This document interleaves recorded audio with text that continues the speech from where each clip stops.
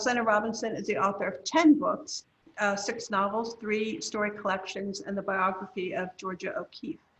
Her work has appeared in The New Yorker, The Atlantic, The New York Times, Best American Short Stories, and elsewhere.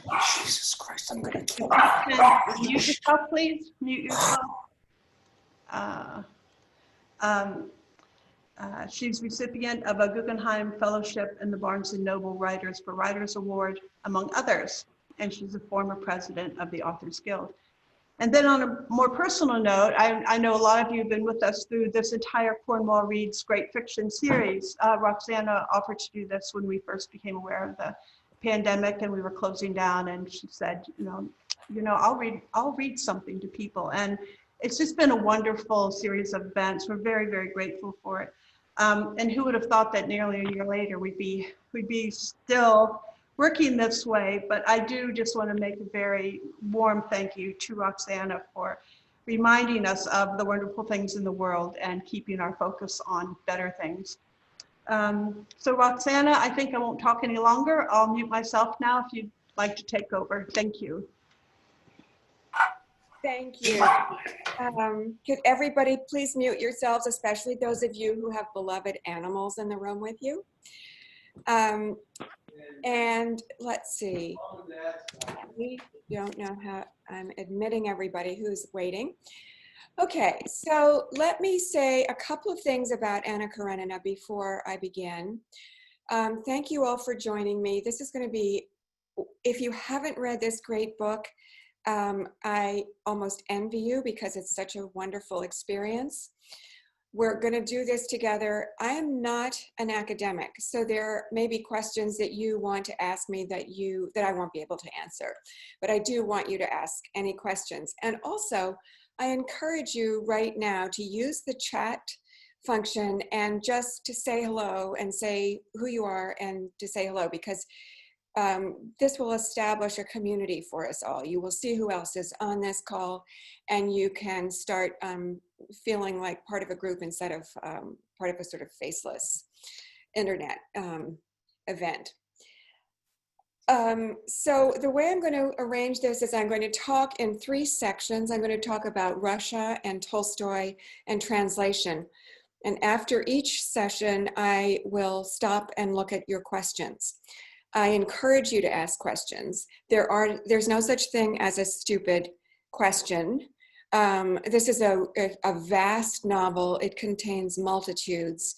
So any question you have is useful and sensible.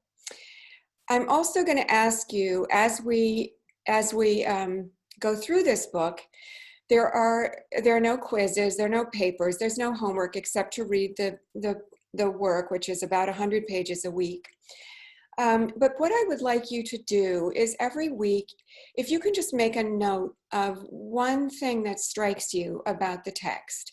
It can be a word, it can be an image, it can be a phrase, it can be something you don't understand, it can be something you think is funny. Why do they have a samovar in the living room? Or what time do they eat dinner? Or what kind of birds are they shooting? Or what is Tolstoy trying to say in this scene? Anything you want. Or just to say, this is the most beautiful image. I love thinking of these characters in this situation. Just something that strikes you. So that's your only task, other than reading this book and enjoying it. And I will not be telling you how you should experience the book. Your experience of the book is your own. I may offer you more ways to look at it, but this is your book, and the way you read it and the way you experience it is yours. Okay, so Anna Karenina. One thing to remember when we're reading this book is Russia itself, which is a big presence in this book. Russia is vast. We think of ourselves as having a great country, and that is a big part of who Americans think we are. And the idea of manifest destiny in the 19th century was one of reaching outward. There are all kinds of issues with that idea that we recognize now, but the sense of the size of our country was really important to the idea of who we were as a people, who we are as a people. Russia makes America look tiny. Russia is vast. There are 11 time zones in Russia. It is like the whole side of the planet. So that idea of vastness, of space, of a continent that just stretches beyond your imagination is part of the Russian cultural identity. So there's that's part of this book, the deep, deep sense of connection to the land and the landscape. And there's also the question of Russian society. Now, there are different places that sort of identify themselves with different kinds of government, and Russia has always had a repressive and authoritarian state.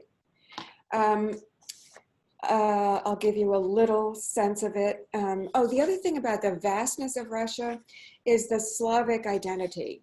So that's part of this book, and a sense of the difference between the Slavic identity and Europe, the connection to Europe.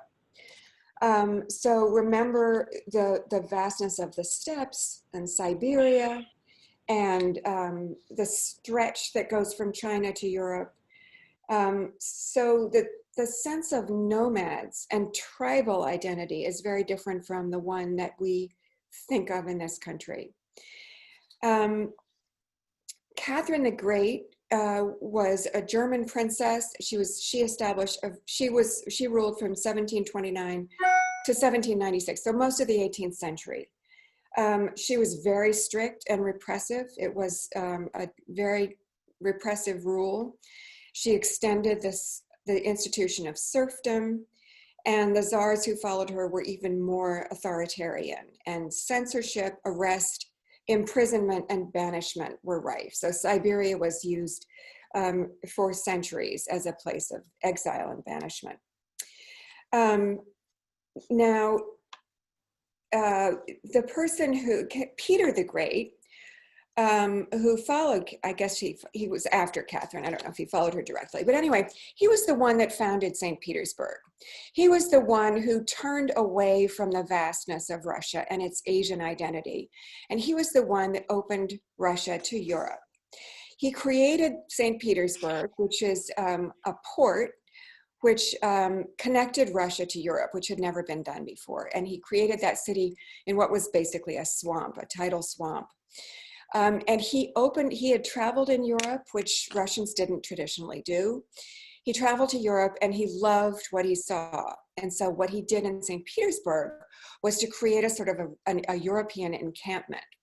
So St. Petersburg was built by European builders. He brought in architects, painters, musicians, translators, all sorts of cultural presences from Europe came into St. Petersburg. Moscow had been the capital, and Moscow is in the interior. So in this book, we're going to see the tensions that arise between Moscow, which admires the Slavic identity, the sense of Asian Russia, and St. Petersburg, which is west of it on the coast. And St. Petersburg became the capital under Peter the Great. But by the time Anna Karenina was written, the capital had moved back to Moscow. So you will see those two cities competing for the attention. So when the characters move to St. Petersburg, it's one kind of city, it's one kind of identity. When they move back to Moscow, it's another place. Moscow is old-fashioned, it's Slavic centered, and St. Petersburg is sophisticated, it's cultural, it's very social, and it's European centric. So those are the cultural, that's the tension that you'll see in this book between St. Petersburg and Moscow. One of the big issues about 19th century Russia was the question of the serfs. And it was a Russian institution. It's one step better than slavery, not much, but a little. And it meant that the Russians who could own their souls, it was called. They didn't call them slaves, they called them souls. And the serfs were allowed to marry, they were allowed to have their own houses, but they couldn't leave the property, they couldn't go anywhere. And they could get out of that system, so that Chekhov, for example, was the grandson of a serf, and his grandfather was very intelligent. He managed a great estate, and he bought the freedom of himself and his family. So it was possible to escape serfdom, but most people didn't. But as Russia became more influenced by European society, and as Russians traveled to Europe, and part of the Europeanization of Russia was the fact that French, the language of French, became the language of the Russian aristocracy. It was really strange in a place that was so insular and so opposed to Europeanization that a foreign language became the language of the government and the aristocracy. But the fact that all these Russians were traveling to Europe, it brought in other ideas, which of course were troubling to a repressive society. And there was a lot of censorship, but the people who started noticing what Europe was doing, particularly in terms of government, began to write about it. And a little shout out for Litchfield County. Uncle Tom's Cabin was published in 1852, and it was read around the world. And it had something to do with the feelings in Russia about destroying the institution of serfdom. That was part of the shift that took place. But that tension became part of Russian politics. And the aristocrats, of course, didn't want to lose the free labor. The intellectuals, the ones who were traveling, the ones who were thinking of new ideas, started making this into an issue. And one of the issues I'll talk about a little bit later, but Turgenev, well, I'll talk about him now. So Turgenev, the writer, was older than Tolstoy, and he was a Westernizer, not a Slavophile. And one of the reasons that he was, although he was an aristocrat and had grown up on his estate in Russia, one of the reasons he became a Westernizer was that he fell in love with a French opera singer, whose name I have somewhere. And she was married. She came to Russia, and that's where he fell in love with her. But she lived in Paris. She was married, and Turgenev just became friends with her and her husband. So he went back a lot to Paris, where he spent a lot of his time and became very exposed to European ideas. I can't find her name. But anyway, so Turgenev started writing things that, one of his most famous books was called A Hunter's Notes. And in it, he uses serfs as fully realized characters. And that was the introduction of serfs or peasants into Russian literature. And that was radical. And Tolstoy was very interested in that and very much influenced by it. So there we have a little introduction to Russia in the 19th century. And let's see, what else do I need to tell you? Many of the aristocrats don't have a lot of cash. They have serfs and they have land, but they didn't have a lot of ready money. And because of the restrictions of society, they couldn't do much except run their land, their estates, or become members of the military, which was a very socially acceptable thing to do, and very grand, and also it involved a lot of money. So you would have to buy your promotions. So it meant that it was restricted to the aristocrats. And the upper echelons of the civil service were also restricted to aristocrats. Only aristocrats were allowed to go to university, and they didn't have to pay taxes. It was a very good deal for them. And what happens, in 1861, the Tsar Alexander II gave a very enlightened speech about the serfs.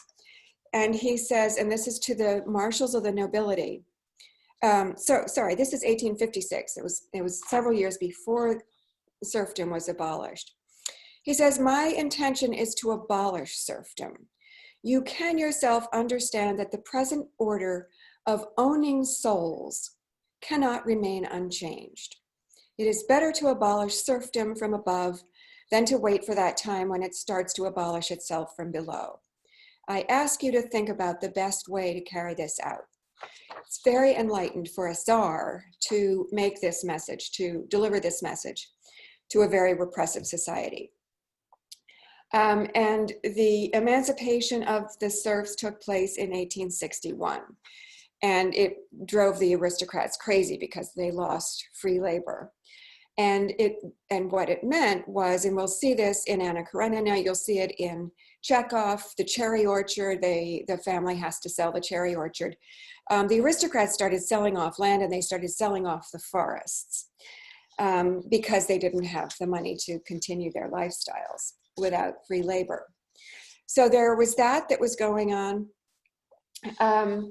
And also remember that this is a pre-industrial society. So when we read these descriptions of the landscape, the descriptions of the weather, the descriptions of the streets in Moscow and Petersburg, I want you to remember what the sounds were like.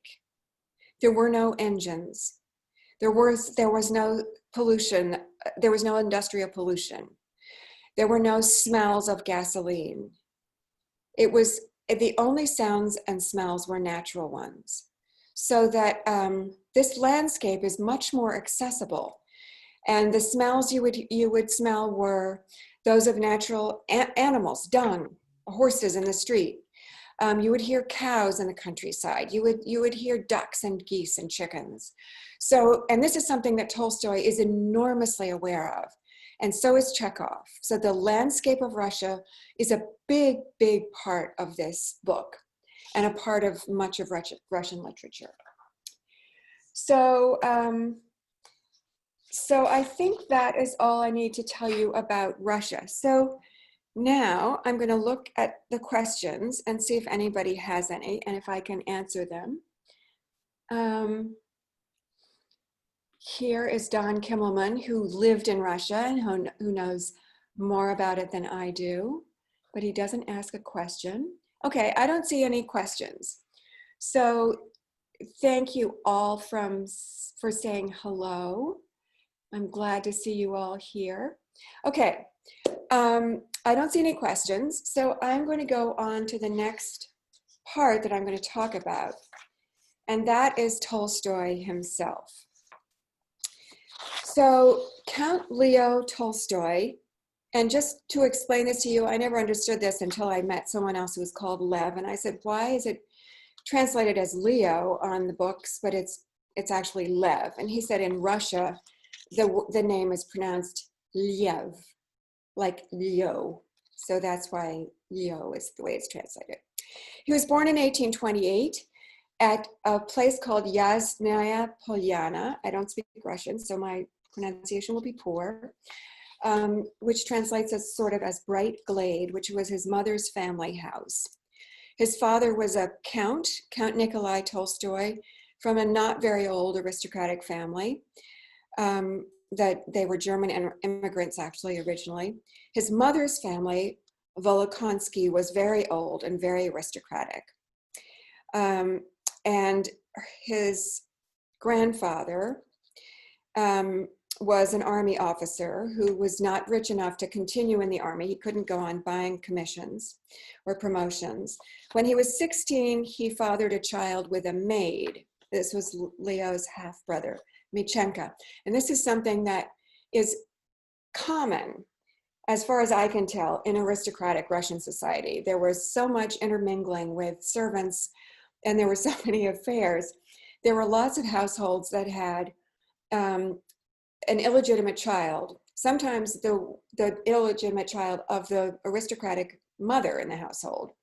There's one of these that we will encounter in Turgenev's household, actually.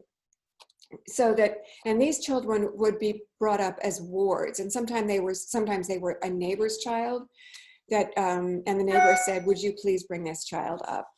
So there was this great sort of social mingling, although the society was extremely hierarchical and the rules were very strict, still they were broken all the time, like any other society. So anyway, Tolstoy's father sired a child with a serf, and Tolstoy himself would do that as well. Tolstoy was born in 1828. When he's 2 years old, his mother dies. He has very, very faint recollections of her, but they are very, of course, she is a sublime presence to him. His maternal grandmother lives with him at Yasnaya Polyana, and she is an aristocrat, and she grew up in a very aristocratic set of circumstances. And one of the things that she does, so even though the family gets poorer and poorer, she never relinquishes her habits, which are very traditional and very aristocratic and based on luxury. And my favorite image of Tolstoy is this of one of his recollections as a small child. He's one of 5 children, and the children were allowed in turn to sleep with their maternal grandmother. And she was the very aristocratic one. And she had, as some aristocrats had at that time, a storyteller. It was like a jester. It was somebody whose job was to deal in this particular way with the aristocratic family with whom they lived. And this was a man who simply told stories. That was his job. And he was blind. So in the evenings, because he was blind, the grandmother didn't have to be modest in front of him. So he would come into her bedroom, and she and Yev would get ready for bed in front of him. She would change into her nightgown, and the two of them would get into bed, into this great Russian bed. And sitting by the fire was a blind serf who would tell stories. And he knew hundreds of stories. He'd been blind his whole life, and so storytelling was the way he connected with the world. And he would tell story after story after story. And I think of this bedroom lit by the fire and by a lamp by the bed, with the storyteller sitting in the corner, and the grandmother saying, "Now tell us the story about the young woman whose husband deserts her at the altar." And they would lie in bed and listen. So this was a part of Leo's life that was inculcated in him very early, the sense of story. And it was also a sense of Russian stories. And that was part of his legacy as a writer, this sense of Russian stories and the Russian people and who they were. And he would be one of the Russian writers who would draw the sense of story into literature. So when he's 2, his mother dies. When he's 8, something happened which is in every biography of Tolstoy is so odd, but it's a wonderful story. He had an older brother, Nikolai, whom he worshipped. And Nikolai said to him one day when Tolstoy was 8, "The secret to human happiness is written on this little green stick, and I'm going to bury it in the woods. And when the secret is revealed, people would not only be happy, they would cease to be ill, and they would cease to be angry with each other." And this was something that Leo remembered all his life. It was very, very powerful to him and important as a moment, because he was such an acolyte of his brother. And his brother says, "We will become the ant brotherhood." And Tolstoy says later that he thinks his brother must have heard about the Moravian Brotherhood.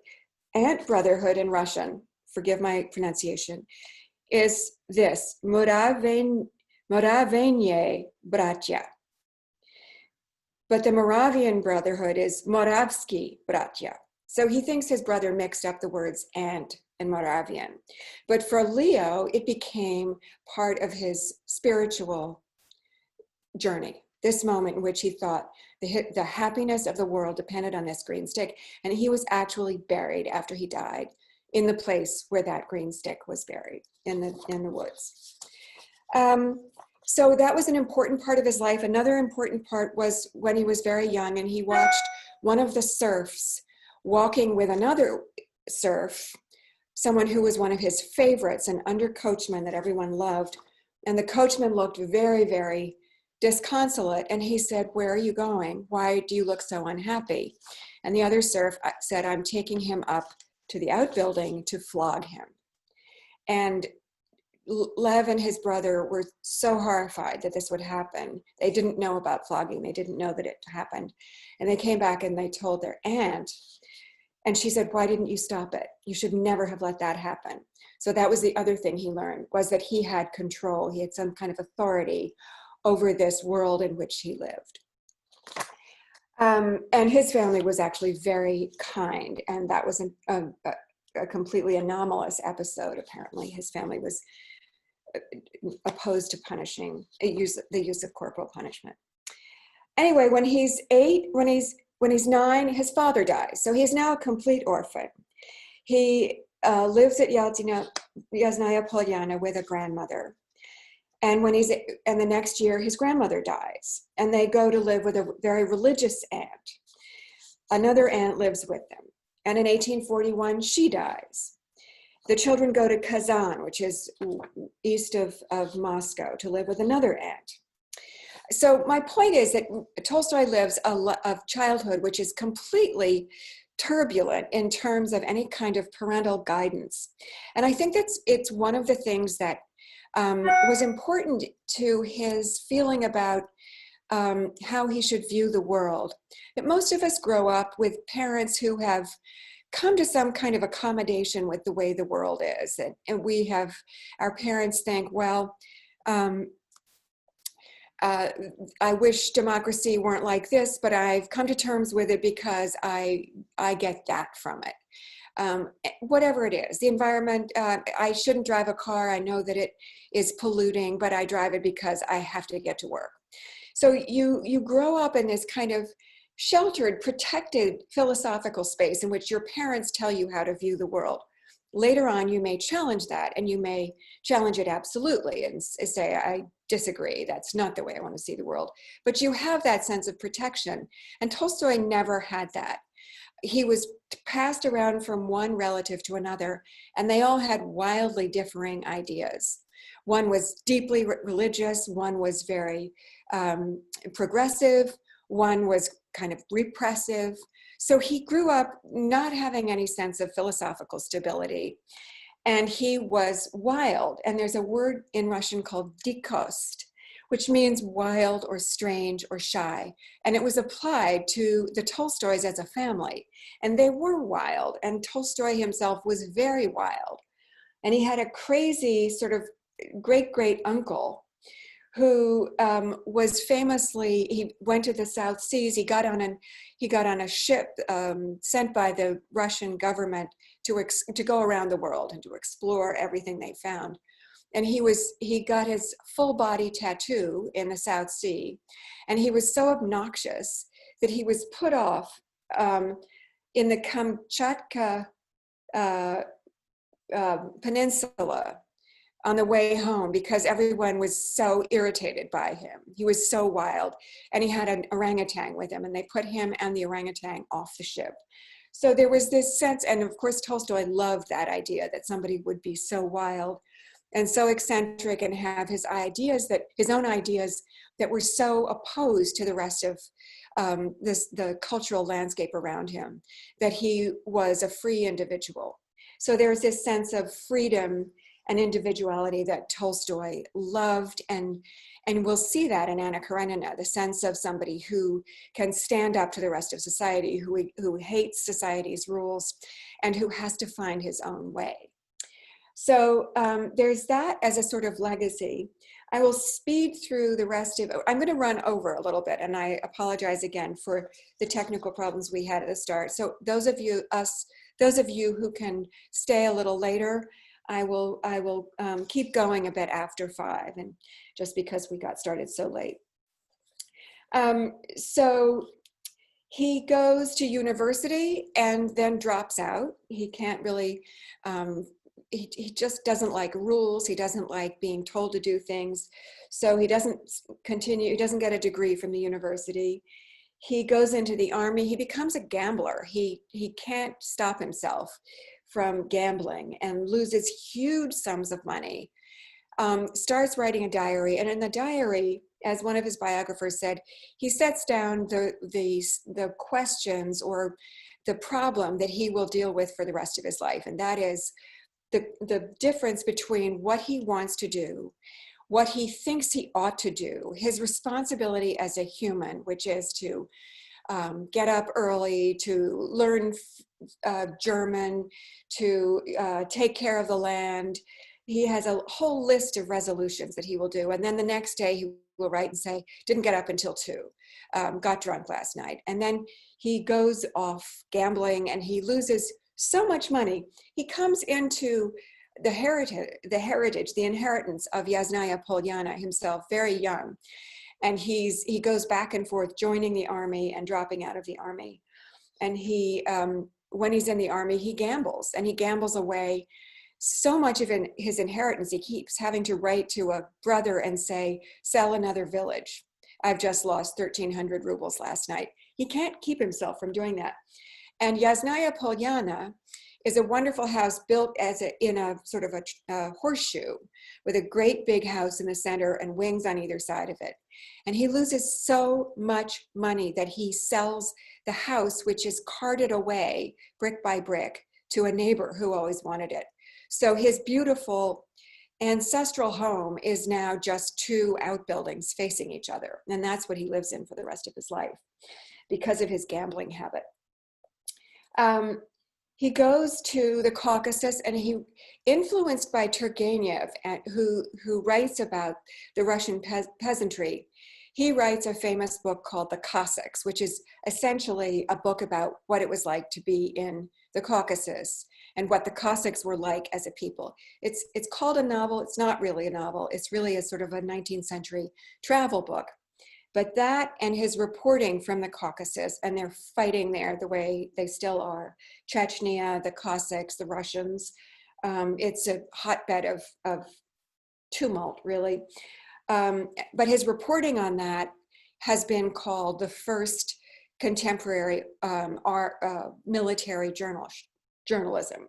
So that makes his name. And when he comes back in the early 1850s, he has a literary standing. And that starts his life as a writer. He tries to free his own serfs. He reads Uncle Tom's Cabin in 1854, and he tries to free his own serfs in 1856. And we're going to see that happening in Anna Karenina. We're going to see this attempt to free the serfs, and how it worked. It didn't work. But that was something he was already thinking of himself in the 1850s, although he was a large landowner, and it meant a whole new way of working the land if you had no serfs. So in 1860, his brother Nikolai dies, his beloved brother, and that saves him because he had lost so much money at gambling. Nikolai had no heirs and no wife, and so Leo inherited a lot of money from him, and it saved him. And he moved to Yasnaya Polyana and basically spent the rest of his life there. He, like his father, then took up with a serf, a beautiful woman who was married, but her husband was often away. And he had a long-standing affair with this woman. In 1861, she had a child named Timofey, who became a coachman and who grew up on the property, and everyone there knew that he was Leo's son. That same year was the emancipation of serfs nationally. And he met Turgenev around that same time. And he admired Turgenev enormously. And Turgenev had been an influence on him because of this idea of making serfs into real characters. And one of the things Tolstoy did, which makes him into a wonderful writer, but he would have been an infuriating friend to have, because he has this sense of needing to explore ideas, needing to find his own way to the answer to philosophical questions. He was an impossible person to have a conversation with, because whatever you said, he would disagree with. And he would disagree with it in a wildly assertive way.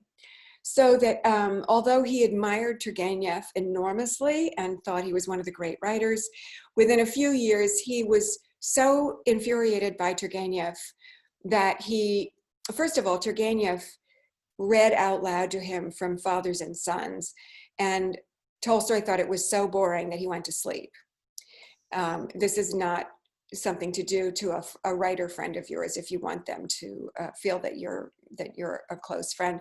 And their friendship did not really recover from this. And shortly afterward, Tolstoy felt insulted by something that Turgenev said, and he challenged him to a duel. So was ready to actually kill Tolstoy, to kill Turgenev. So there's this sense of wildness that Tolstoy recognized about himself and really thought was important, or acknowledged that it was part of who he was, this sense of pursuing ideas to the extent that it would destroy his friendships with people that he really cared about. And it would make him a very difficult friend, as I say, but it makes him a wonderful writer because he explores the ideas that he thinks are important. And we will see that as we read this book. I'm not going to talk about philosophy in the book because it's in there, but you don't have to think of it in terms of philosophy. What Tolstoy does is create a set of characters, the lives of whom form a set of questions about the way we can lead our lives, the way we can live, the way we should live. So Tolstoy is really saying, what if you were like this in this set of circumstances? How would you be the person that you want to be? And that's one of the questions that Tolstoy asks, really, is how can you be the person that you want to be? He's devoted to the idea of integrity and authenticity. So those are the things that drive him more than religion, although that's important to him at this point in his life, but he really cares about authenticity. So that's something that he pursues in this book, and through many, many ways of exploration. Okay, so has anyone asked anything? Nope, I don't see. Okay, yes, here's a question that I can answer. So if you buy this particular book, which I hope you will get because it's going to be useful in terms of using page numbers and referring to passages. It's the Pavir and Volkonsky edition. I'm showing it on my screen. And that has an introduction which explains the characters, but I will tell you how they work now. The first name, Anna, is the given name. The second name, I think Anna's second name is Nikolaevna, and that means her father's name is Nicholas. And Nikolaevna means that she's a woman. Nikolaevich would mean your father's name was Nikolai and you were a man. Karenina means she's the wife of Karenin. He is Karenin, she is Karenina. She is the wife of Karenin. So the first is a given, the second is a patronymic, your father's name, it refers to your father, and the third is your husband or your father's family name. So that is, and so someone else says, yes, one of Tolstoy's grandparents had the same name as the translator, Volkonsky. It does sound that way, but I'm going to get to the translators in I'll start now. So the translation, Pavir and Volkonsky, she is Jewish, so she's probably not related to Tolstoy, but Volkonsky is certainly a name that appears in Russian history, and in fact, there's a famous Volkonsky who is present in War and Peace. But so let me talk briefly about the translation. I'm sorry that we can't all be reading this in Russian. I don't speak Russian, but of course it would be best to read the book in the original. So since we can't, I'll tell you a little bit about Russian translations, and I am not a Russian scholar, but this is what I've found my way to because I've often taught Chekhov and Tolstoy, and I teach also Flaubert. So I've thought a lot about translation. And when I teach Russian writing, if I'm teaching Chekhov, I use Constance Garnett, partly because I'm a feminist, and Constance Garnett was an English blue-stocking woman who taught herself Russian and decided on her own account, with very little support, to translate the Russian canon almost in its entirety, which was the introduction of Russian literature to the English-speaking world. And she did this in the early 20th century. And she was the reason that Virginia Woolf and every English writer you can think of knew about Chekhov and knew about Tolstoy. She was the source. She was the portal. So I have great admiration for her for doing this. And she is still considered to be a great translator of Chekhov. Since I don't speak Russian, I can't really speak to why she would not be as good a translator of Dostoevsky, but there are questions about that, and also of Tolstoy, who was apparently difficult to translate. Now, I chose this translation, Richard Pavir and Larissa Volkonsky.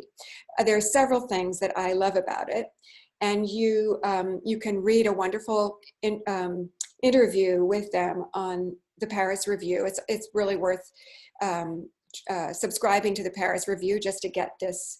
There are millions of wonderful interviews there, but it's a wonderful interview, and the interview is given by another Cornwall resident, the late Cornwall resident of Susanna Honeywell, and it was conducted in Paris. I think it was 2004, I'm not sure.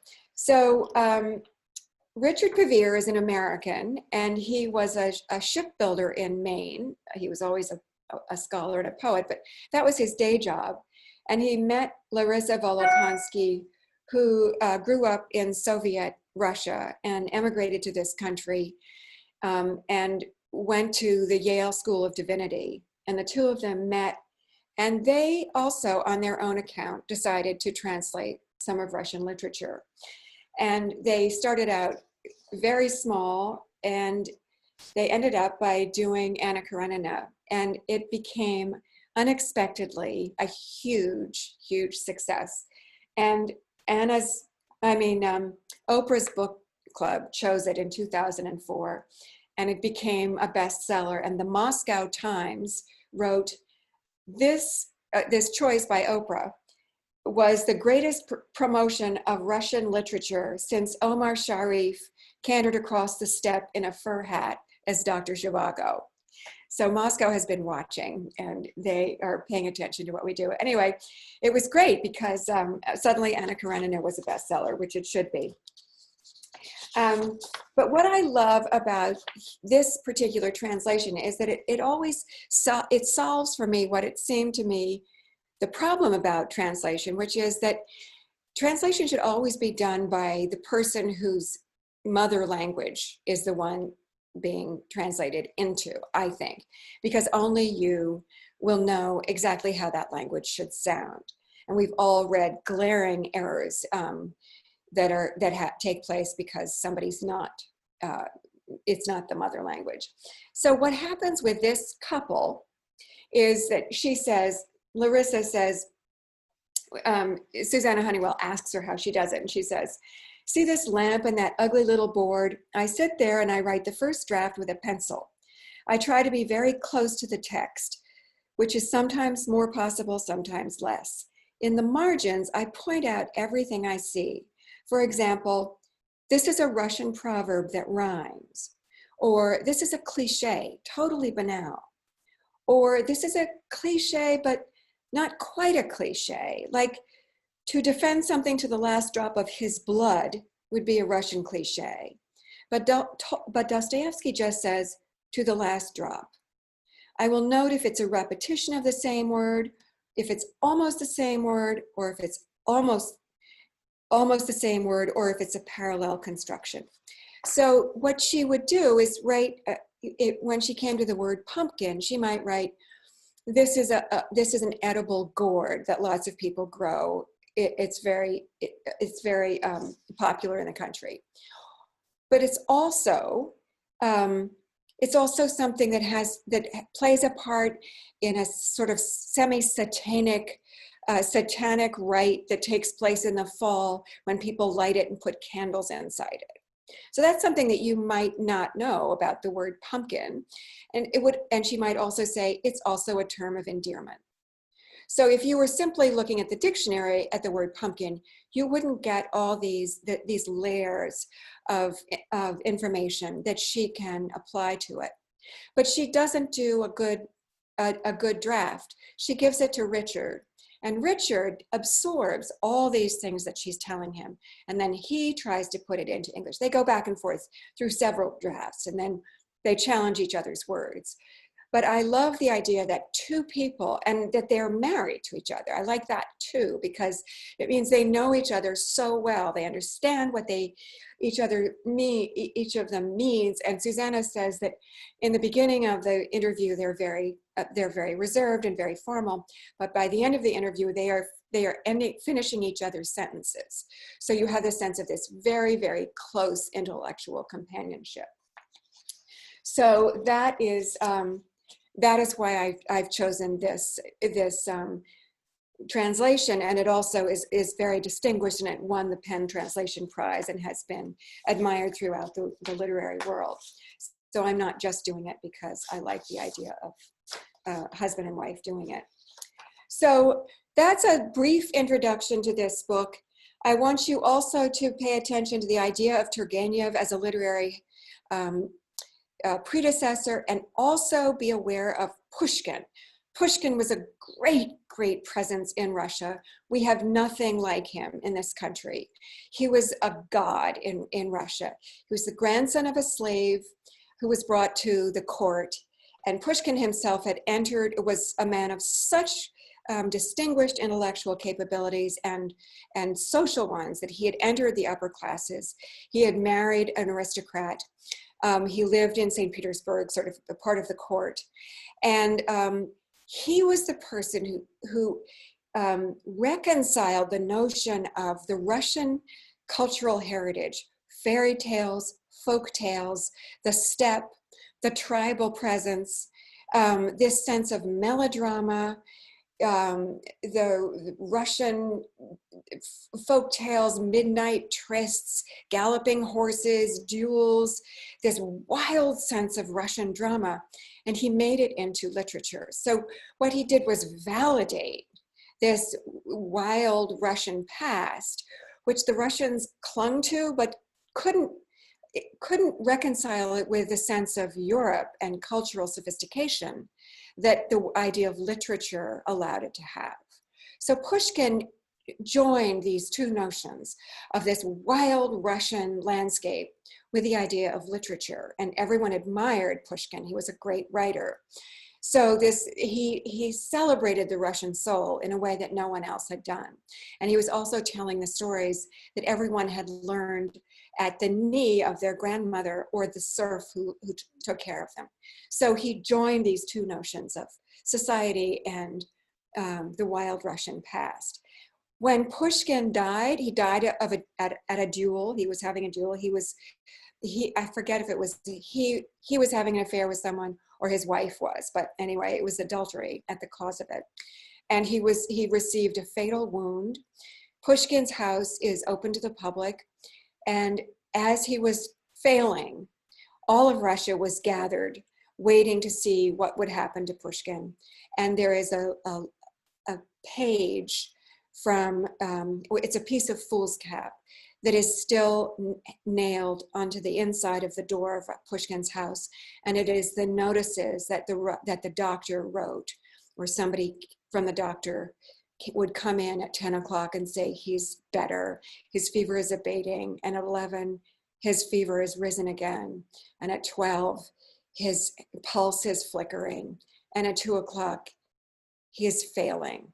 And the last line is, he is failing, and no one could bear to write the words, he is dead. And it was a tremendous tragedy in all of Russia. There was a huge outpouring of grief, and people walked through the streets at his funeral. So Russia had already established itself as a place that worshiped literature, and they did the same thing to Tolstoy. Tolstoy became a giant during his life, and when he died, people took to the streets as well. So this was a country that celebrated literature, paid a great deal of attention to it. And with this rise, this dialogue, this argument within the country between the Slavic cultural presence and the European presence, and the idea of serfs and the emancipation, it was the intellectuals, this rising class of intellectuals, some of whom are aristocrats and some of whom are not, that were starting to introduce ideas that were challenging to the rule, the czar. And when Tolstoy left his house at some point, I forget where he was off looking at land or something, and the czar's police came and searched Yasnaya Polyana with all his family in it, because they thought he was introducing radical ideas. And this was after he'd written this book about the Cossacks and reporting on the war in Chechnya, because what he was saying was not part of the tradition of the Russian aristocracy and the czar. It wasn't what the czar wanted him to say. So these ideas were being raised. Tolstoy was raising him. And one of the great things that Tolstoy does is to simply challenge for himself every idea that he encounters. So in this book, we will see Tolstoy asking questions about what a government should be, what a religion should be for a person, not in the abstract, but what it should be like for you to live with rules and laws, what religion should feel like in your life, what it should feel like to be a husband, what it means to be a father, what it's like to get married for you, that person. So he creates this enormous, all-empowering arc between the idea and the person, the abstract and the intimate sense of personal experience. That is all I have to say to you right now. So I look forward to seeing you next week. We're going to have all these technical problems resolved by 15 minutes from now. So don't worry, next week it will be fine. And remember to mark the text. I've given you, on the website, it gives you every week's text that we're going to be reading. And remember to write down just a note, just mark in the margin something that you would like to discuss, because I'm not going to just lecture. I want this to be a conversation. I want all of you to be a part of it. So thank you all for coming. I will see you next week. Thank you, Roxana. Thanks, Roxana. Thanks. Thank you. Thank you. Bye. Bye. Hi, Sarah. It's so nice to Thank see you, all. Robin. That was delightful. Thank you. Thank you. Can you remind me which Right. translation you're recommending? It's Pavir and Volkonsky. Oh, yes, of course. Okay. Yes. And that's, I think, Knopf, right? No, Penguin. Penguin. Okay. Thank you. I just want to say I heartily recommend reading that interview. It'll make a big difference when you read the book. I'm glad you like it. Yes, it's wonderful. It's really wonderful. Okay. Thanks, Roxana. That was great. Thank you. Thank you. Thank you. Thanks for coming.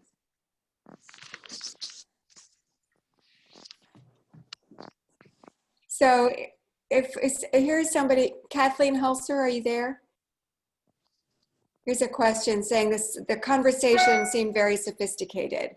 Was this actually true of the discourse of aristocrats at that time?